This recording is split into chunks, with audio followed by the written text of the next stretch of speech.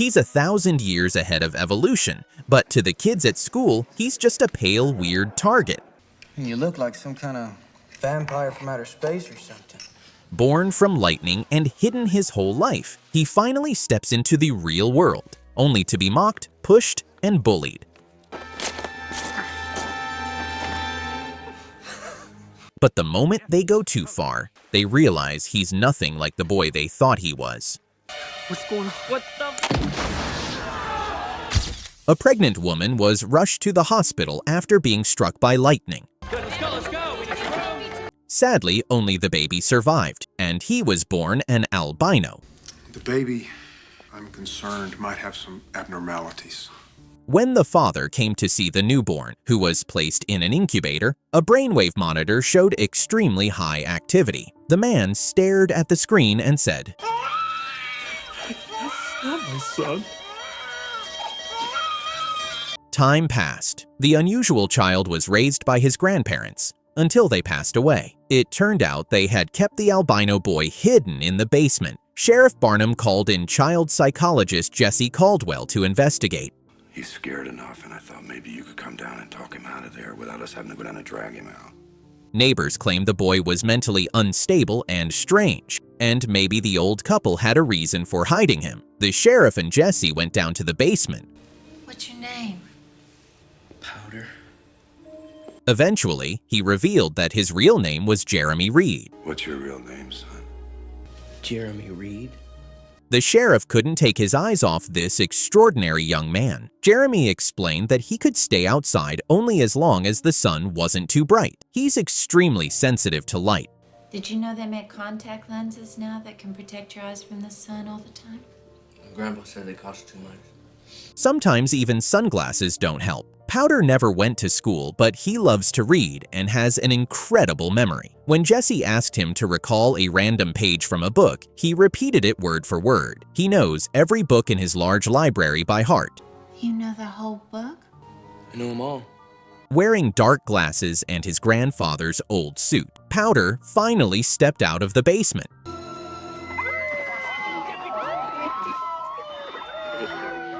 As he walked past the police cars, a siren suddenly went off. That's when the sheriff noticed the house roof was covered with lightning rods. The deputy added that the grandfather's body was found saturated with electricity, as if he had been hit by a powerful current. I'm just saying that that's more than albino, Doug. That is spooky. Jesse took Powder to the small town of Witten, where she worked at a boys' boarding school and planned to leave him there. You get to know him, you find out they're mostly scared and lonely, just like everybody else. The moment he arrived, the unusual young man caught the attention of the boys playing football. What the hell is that? Jessie told her colleague that Jeremy acted like a child who didn't understand how the world worked yet. I've never seen anything like him. In the dining hall, Jeremy sat alone, eating away from the others. Naturally, the local troublemakers couldn't resist bothering him. They sat next to him and mocked his appearance. You look like some kind of vampire from outer space or something. Jeremy tried to ignore their leader, John, but John grabbed his food and started teasing him, saying the new kids had to pass a test. They had to balance a spoon on their nose. You can either wear it on the end of your nose, or you can wear it the other way, which is up your ass. Powder calmly took the spoon, polished it, and set it down on the table.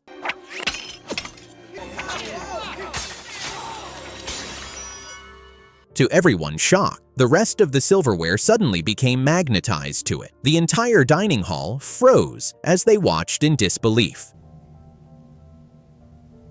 Another spoon began to move, then danced through the air, crashing into the others and sending everything flying. Powder smiled quietly. Meanwhile, the sheriff was dealing with his own problems. A strained relationship with his son and a wife. You see, Stephen? Emma, who was terminally ill and in constant pain. Around town, people were already gossiping about the mysterious albino boy. I don't know what he is. I'm retarded, he's not. The doctor examined Jeremy and found him to be perfectly healthy. Soon, he was fitted with special lenses to protect his eyes from bright light. Jeremy, listen, I want you to think about something. Jesse suggested that Jeremy attend the local high school, and he agreed. On his first day, wearing his new lenses, Jeremy stepped off the bus and instantly drew curious stares from everyone in the schoolyard. Inside, eccentric physics teacher Donald Ripley was conducting a lesson using a device called Jacob's Ladder, a machine designed to demonstrate the movement of electric currents. It just goes out, so electricity, like energy. But as the electric arcs climbed the wires, Powder began trembling. The crackling energy made him deeply uncomfortable. Are you all right? Metal objects around him started shaking and bending out of shape. Suddenly, electricity surged through his body, lifting him off the ground. He floated in midair until Donald smashed the device to stop it.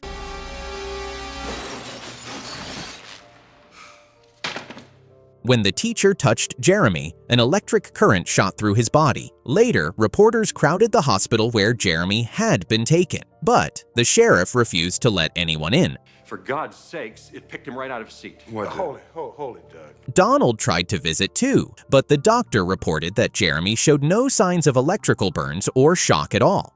Kid doesn't have a scratch on him. Heart rate's a little irregular, but nothing to indicate the kind of electrical shock you're talking about. He feels great, even though there's a huge burn hole in his sweater. The teacher concludes that Jeremy is an electrical conductor, explaining why his hair doesn't grow.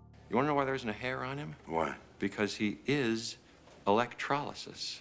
Meanwhile, Powder slips out of the hospital unnoticed. He wanders down the street until Lindsay's dog starts barking at him. Whoa, watch out, he bites. Lindsay is surprised to see him recovered so quickly. She notices Jeremy's beautiful eyes, but he quickly takes out his contact lenses, leaving her a bit embarrassed. I must feel like you got two heads the way everybody looks at you around here, huh? The neighbors stare at Powder as he walks by. He tells Lindsay that he can hear people from the inside, their thoughts and memories, but she doesn't believe him. But you're really okay. Okay. Jeremy then walks home, only to be stopped by the sheriff. He senses that the deputy is afraid of him. What was that? I said that you're afraid of me. Jeremy says he doesn't want to go back to the boarding school and can't stand the hospital anymore. Then let me go home.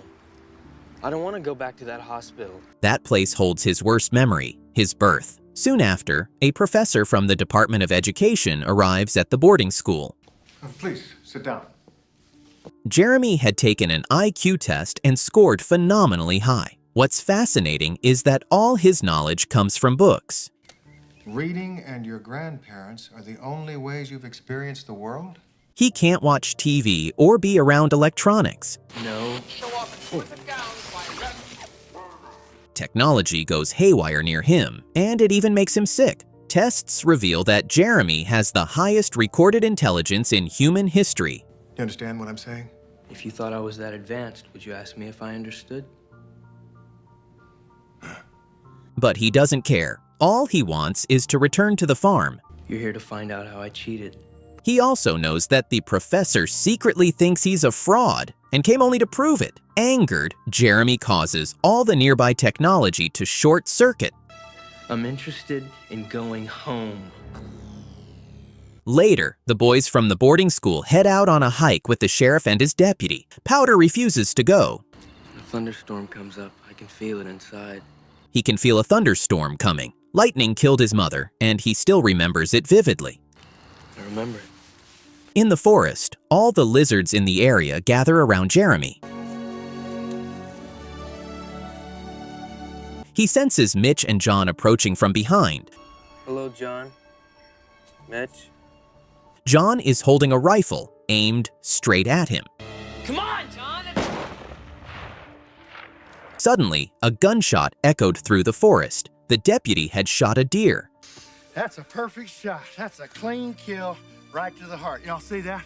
And he was proud of it. To him, hunting wasn't about survival. It was about the thrill of the chase. The deer lay dying in agony. No, stay away from it. It ain't dead yet, stupid. Well, what the hell's with you, man? Jeremy approached, gently touched the animal, and then grabbed the hunter's hand. In that instant, he made the man feel everything the dying deer was feeling. The deputy collapsed, screaming in pain. Jeremy let go only when John nearly shot him. But Jeremy felt that same pain and suffering himself. Later, he explained to the sheriff and the psychologist that he hadn't attacked the hunter. I opened him up and I let him see. He had only helped him see the light, to understand the consequences of his actions. Still, Jeremy no longer wanted to see anyone, even Jesse. You pretend to be my friend, the way you pretend everything. Overwhelmed by frustration, Jeremy destroyed the office using only his mind. How long do you really think I'll let you keep me here? All he wanted was to go home. Meanwhile, the doctor advised the sheriff to take his wife back to the hospital. She was suffering deeply and making both their lives unbearable. Doug, there's no explanation why your wife should still be alive right now. But when Emma could still speak, she had begged him to let her stay home. She told me when she still could. She had no hope left. Yet, Barnum couldn't bring himself to let her go. That evening, a disheartened Jeremy sat alone in the dining hall until Donald, the physicist, approached him. Say, did you read any Einstein? Donald was fascinated by his extraordinary student. He believed Jeremy was made almost entirely of pure energy. It seemed that soon Jeremy wouldn't even need his physical body. His mind had evolved to a level that humanity wouldn't reach for thousands of years. You're maybe the man of the future right here and now. Donald offered his friendship and reached out his hand. Jeremy smiled and decided to show him a magic trick. He electrified him. Jeremy's grandparents had always been afraid to touch him.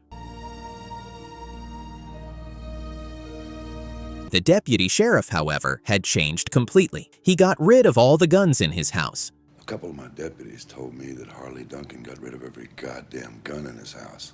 Stopped competing in shooting contests, and even refused to carry a gun to work. He admitted that when Jeremy touched him, he felt unbearable pain and terror.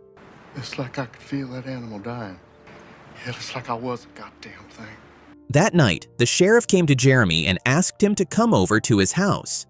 If you can, I need your help. Barnum wanted to know what his wife, Emma, was thinking and feeling. Jeremy conveyed her thoughts. She couldn't die peacefully until she knew her husband and son had made peace with each other. She cried that you both loved her so much, the way each of you looked so hard for it. Emma believed that Jeremy was an angel sent to take her away. She thinks I'm an angel, come to take her home and to bring you and Stephen together again. She asked for her old silver ring to be placed back on her finger and even regained consciousness for a short while. Goodbye, sweetie. Meanwhile, the worried nurse called her son, the sheriff, to come quickly. The father came out and hugged his son tightly. Finally, Emma was able to pass away peacefully. Later, Jeremy went to the town fair. As usual, everyone was staring at him. Powder could read their minds. They're wondering if I killed her. Don't tell me you're seeing inside them again. They all thought he had somehow killed Emma. He told Lindsay that people like to believe they're separate from everything around them, but in reality, everyone and everything is connected. Jeremy touched Lindsay's hand and let her feel his heartbeat. Is that your heartbeat? And yours? Jeremy could read minds and dive into people's memories. His father had always thought he was ugly and refused to acknowledge him as his son. Do you think I'm ugly? But sometimes I think you're the most beautiful face I've ever seen. But to Lindsay, Jeremy had the most beautiful face in the world. She kissed him, but her father suddenly interrupted and attacked Jeremy. You think this is funny? Would you Lover stop? boy? Jesse managed to step in before things got violent. Mr. Kellaway? Feeling more isolated than ever, Powder decided he couldn't stay at the boarding school anymore. He packed his things, planning to return to the farm. But before leaving, he went to the gym one last time to watch the other guys, to see what an ordinary life looked like. There, he stared at Sky in the shower, noticing his hair and armpits. Why don't you take a picture, man? John saw him, mocked him, and snatched his hat. You think you're man enough to get it back and take your best shot, tough stuff? Jeremy then repeated something John's drunken stepfather used to say to him. Your stepdad, John. That's what he said to you. Enraged, John, who'd been beaten by his stepfather throughout his childhood, slammed Powder against the wall. I'm gonna kill you right now, man. Suddenly, thunder rumbled. Seeing Jeremy's fear, John and his friends dragged him outside into the street. Only Mitch tried to defend Powder, but John refused to back off. Christ, he's scared to death! Bullshit, Mitch! You got a free show. He stripped the poor guy naked and started mocking his pale white skin. He needs some color. Doesn't he need some color? Then kicked Jeremy into a muddy puddle. Two of the other guys picked him up and dragged him back toward the main road. Suddenly, lightning flashed right above them. Powder began to attract all the metal objects the bullies were wearing. What's going on? What the? In the next moment, Jeremy seemed to explode with energy, throwing everyone backward. As the boys struggled to get up, they realized John's heart had stopped. Come on, just get away from him, man! Powder rushed to him and used electric shocks from his own body to restart his heart, and it worked. I can get you out of here. I've done it before. Mitch promised to help Jeremy escape from the boarding school. Powder hid inside a hay truck and rode it back to the farm. Finally, home, he went down to the basement. Soon after, Jesse arrived and found him sitting in a completely empty room. Jeremy, listen to me. We can track it all down. Everything he once owned had been taken away. She promised Jeremy that if he came with her, they'd find a way to fix everything. This is not the right place for someone as beautiful as you. Donald volunteered to help them, but they didn't have enough time to escape. The police had already arrived. Jesse pleaded with the sheriff to just look the other way and let them go. Just look the other way. Thunder rumbled again. The sheriff pulled his partner aside and quietly told him to leave. Why don't you hit the road, Harley? For some reason, Jeremy didn't get into Jesse's car. Instead, he told the sheriff that his wife hadn't gone anywhere. She didn't go someplace. I felt her go. She was everywhere. Powder ran out into the open field. Arms stretched wide as lightning struck him directly. Jeremy ran, glowing brighter and brighter until his body dissolved into a blinding flash of light.